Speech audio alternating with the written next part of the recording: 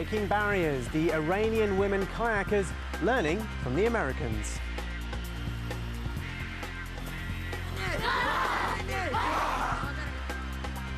Rugby future, they're not quite the All Blacks, but find out how the game is reaching new frontiers. Plus, we speak to the man known as the Godfather of Swedish golf.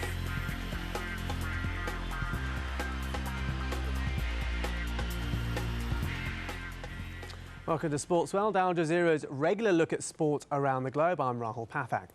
Now, in a perfect world, sport would be completely free of politics. The Olympic ideal has always been about letting athletes compete on the fields of play without concern for the stances of their governments. Sadly, though, politics do tend to encroach on sport. But as one group of intrepid teenagers from Iran recently proved, sport can be simply about the exchange of experiences, skills and fun. Al Jazeera's Brendan Connor reports.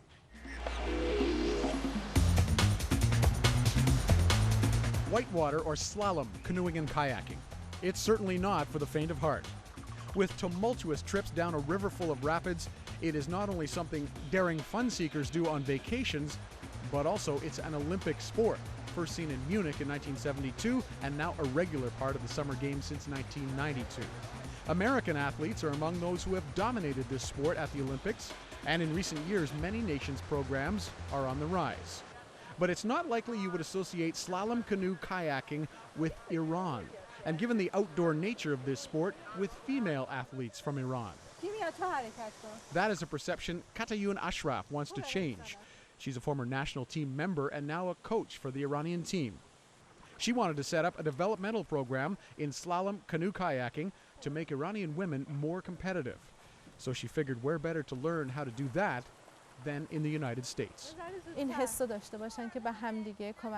My primary aim was to learn techniques from trainers who come from great programs. Searching through the internet, Katayun found a few different international organizations, and she finally met up with U.S. trainer Chris Wiegand.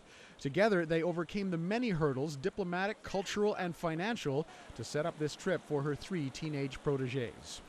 They traveled a long way to train in places like Boulder, Colorado, Charlotte, North Carolina, and at a special training facility outside Washington, D.C., all to be exposed to high-caliber athletes and to face many new challenges on the Whitewater Rapids.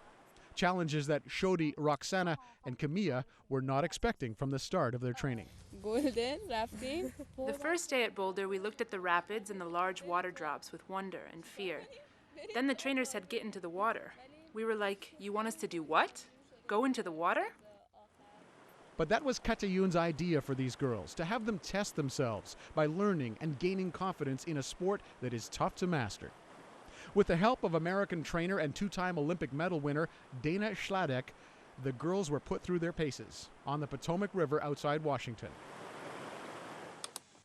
There were cultural issues to deal with, like the Islamic Republic's dress code. Special wetsuits to cover the girls' bodies were provided by sponsors, along with other much-needed equipment, like helmets that could double as a hijab. And from the start, there were training issues as well. I expected them to have 1 to 2 years of experience, and realizing that they did not, how do I personally, by myself, make these 3 girls capable in a month-and-a-half time of those are 1 or 2 years of experience? But slowly, enduring many frustrating and challenging attempts, these girls defied their fears. I have learned to take on the rapids on my own, without having to count on anyone. Back home, when going down rapids, I always had help. I have to train. I have to learn what they have to teach. And they eventually won over their coaches as well. They're very enthusiastic. They're one of the more enthusiastic of the bunch. They seem to really want to get good in kayaking. These girls seem to have a real desire to improve and to move forward in the sport. The Iranian girls improved to the point that they were invited to the U.S. National Whitewater Slalom Championships, where they competed against some of the best kayakers and surprised more than a few onlookers. So the Iranian paddlers did enjoy their time here in the United States, and the cultural and personal experience it became will be one for a lifetime. They also acquired some much-needed expertise and confidence in their chosen sport. The trip was deemed a huge success and everyone, it seemed, benefited. But all is not simple when it comes to relations between Iran and the United States, and when the girls returned home, there were ramifications. One national newspaper story in Iran says Katayun and the young paddlers faced a hostile reception by members of the Iranian Canoe and Kayak Federation. And even with possible sanctions hanging over her and her young team, Katayun still believes this was a good idea all around. The help we've gotten from the Americans, either kayakers or regular people, has been quite overwhelming. They love to share their knowledge. I really enjoyed this aspect. I learned that the American people can be friends with the Iranian people, and Iranian people likewise to the Americans.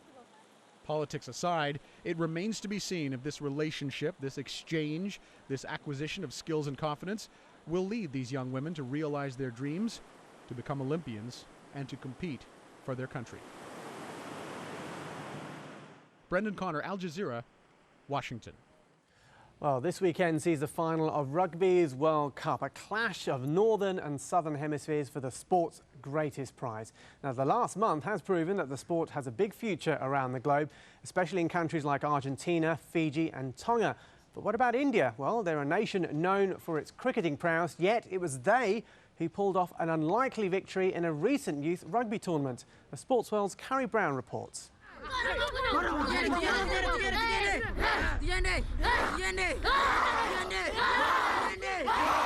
Well, that was an interpretation of the haka from the team behind me. They're called the Mountain Gorillas and they're from Rwanda. Rwanda, not a country known for its rugby prowess.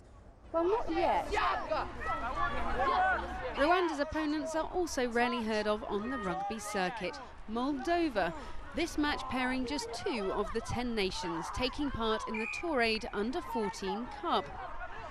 They're joined by Zambia, Romania, Kenya, India and Swaziland, Kazakhstan and Cambodia, and South Africa.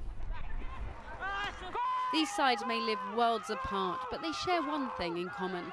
Each team represents a developing rugby nation, and each of the 120 players have been selected from the bleakest backgrounds. For these Rwandan children, it is a novelty to play. Most were orphaned during the Rwandan massacre of the 90s. Some were found abandoned, living on the streets. Is this team like your family? Yes, they like them. Even they are good. I don't know how I can say it, but they are good people. They are miracles. Touré's desire is to reach out to children and use rugby as a beacon of hope.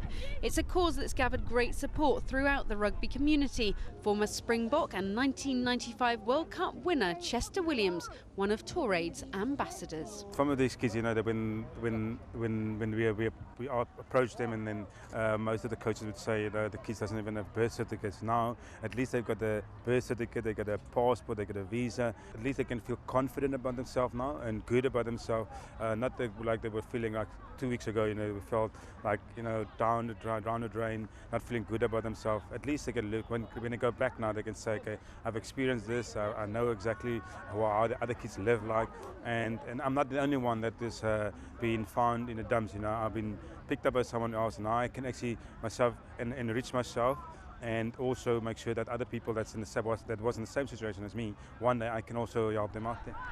India may be a famous cricket nation, but this under-14 side may never have even seen a cricket ball. The Jungle Crows all come from tribal backgrounds. Most of them people, they don't have to wear clothes. They're very poor, don't have to eat things. They hunt in the forest. They're tribal people. And now they're on a pitch wearing rugby. Yeah. What was it like when they first put on rugby boots?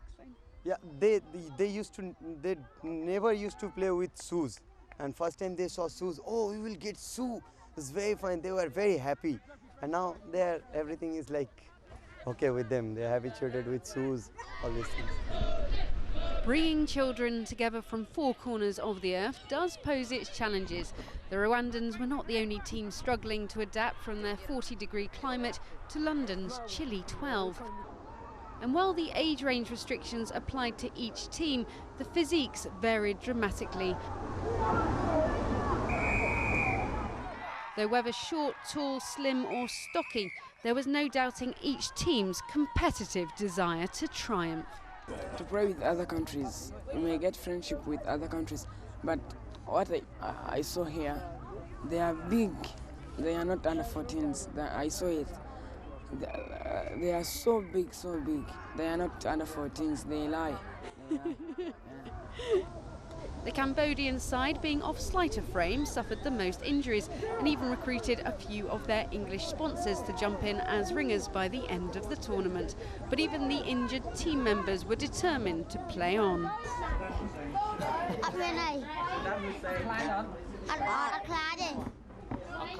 He's not scared. He's not scared. He's finding them big, but he's not scared. Each match was also broadcast live on the internet. Friends at charity bases around the world gathering around their computers to watch the action from Moldova to Swaziland. And the spectators overseas and in the crowds were certainly entertained. The standard of the play impressive. India have only been playing for 6 months, but this tournament has been the focus of their everyday, which proves dedication counts. The Jungle Crows qualifying for the final and running in 3 tries to defeat the South African Langa Lions 19-5. Their trophy presented to them by a fellow International Cup winner.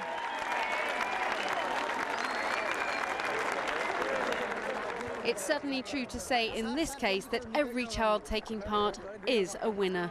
Tourade's hope is that this experience will act as a catalyst in each child's life. It certainly spawned great ambition. My ambition is I will teach my younger ones so that they can know rugby as me. I'm teaching them that rugby is good, teaching them discipline, teaching them what I saw here in England, and Would you like to coach a Rwandan team to the World Cup? Yes, yes. Such enthusiasm at grassroots should ensure the future growth of rugby in the nations touched by this tour. Carrie Brown, Al Jazeera, London. As ever, you can keep up to date with all the latest sports news on our website, aljazeera.net/English. But stay with Sportsworld because coming up, we meet the man known as the Godfather of Swedish golf.